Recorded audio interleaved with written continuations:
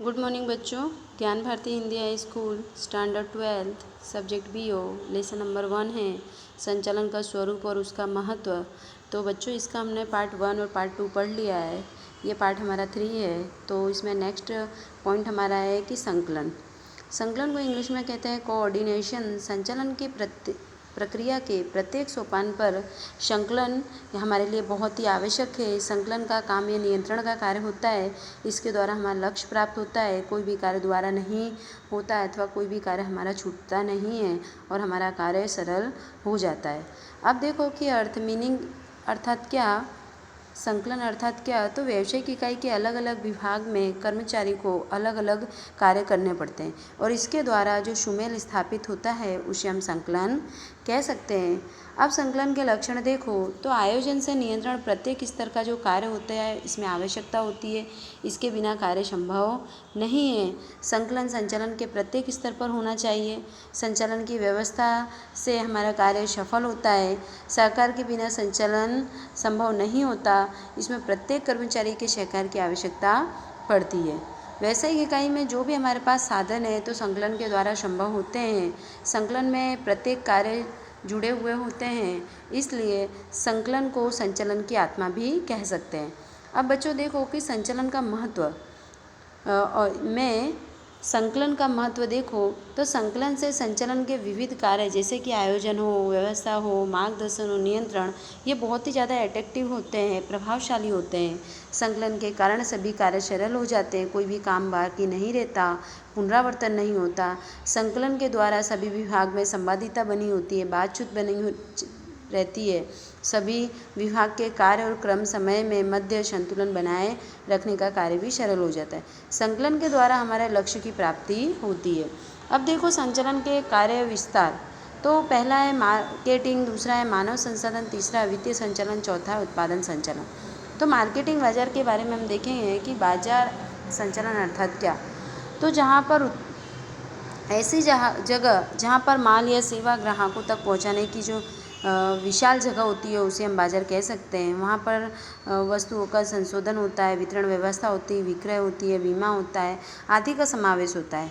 बाजार संचालन एक ऐसी प्रक्रिया है जहाँ पर माल और सेवा को परिवर्तित किया जाता है, ग्राहक को उपयोगकर्ता की ओर ले जाया जाता है और ग्राहकों को संतुष्टि की जाती है, आवश्यकता अनुसार वस्तु प्राप्त होती है।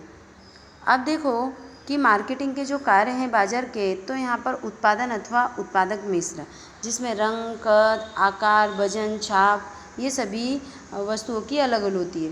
कीमत, तो कीमत किस तरह निश्चित की जाती है। तो योग्य गुणवत्ता वाली वस्तु को योग्य कीमत पर प्राप्त हो यह होना चाहिए, जिसमें बट्टा नीति, थोकबंद, फुटकर व्यापारी, मध्यस्थियों द्वारा कमीशन आदि बातों को ध्यान में रखा जाता है। वितरण यह एक ऐसी प्रक्रिया है जहाँ पर फुटकर व्यापारी होते हैं, एजेंट होते हैं, वाहन व्यवहार होते हैं, प्रश्न आदि बातों को ध्यान में लिया जाता है। अभिवृद्धि अर्थात विक्रय में उल्लेखनीय वृद्धि करने का प्रयास, जहाँ पर विज्ञापन, सेल्समैन, ग्राहकों को व्यवसायिक आकर्षित करना आदि बातों को ध्यान में रखा जाता है। मानव संसाधन संचालन अर्थात क्या। तो ह्यूमन रिसोर्स मैनेजमेंट, जहाँ पर ज़मीन हो, मकान हो, फर्नीचर हो, संपत्ति हो सुरक्षित की जाती है, उन्हें मानव संसाधन संचालन कह सकते हैं। यह ऐसा कर बताया है कि व्यावसायिक इकाई में जो मनुष्य होता है ये एक मूल्यवान संपत्ति है, उसकी सुरक्षा करना आवश्यक है और व्यावसायिक इकाई की सफलता का आधार मनुष्य के द्वारा होता है। इसलिए मनुष्य जो कर्मचारी कार्य कर रहे हैं उन्हें उचित वातावरण प्रदान करना चाहिए। मानव संसाधन संचालन अर्थात कर्मचारियों की उनकी कुशलता के अनुसार, बुद्धि के अनुसार, रुचि के अनुसार अनेक बातों को ध्यान में रखकर उन्हें लाभदायकता की ओर ले जाया जाए। संकलन में बताया है कि मानव संसाधन संचालन में कर्मचारी की भर्ती करना, नियुक्ति करना, प्रशिक्षण देना आदि। यहाँ पर लक्ष्य को जोड़ने का कार्य किया जाता है। मनुष्य को, कर्मचारी को एक अमूल्य संपत्ति दी जाती है। कर्मचारी को प्रशिक्षण दिया जाता है, मूल्यांकन किया जाता है, स्थानांतरण दर को घटाया जाता है, क्योंकि कर्मचारियों को अच्छी सैलरी देना, उचित वातावरण प्रदान करना, उत्साह करना, तो कर्मचारी स्थानांतरण नहीं करेंगे। इसका महत्व है कि कर्मचारी की कार्यक्षमता में वृद्धि होती है, लाभ प्राप्त होता है, इकाई की प्रतिष्ठा में भी वृद्धि होती है, गुणवत्ता वाली वस्तु प्राप्त होती है, एक दूसरे के साथ में जुड़े होते हैं, स्थानांतरण भी कम होता है, कर्मचारी को संतोष में भी वृद्धि होती है और एक अच्छा वातावरण पैदा होता है।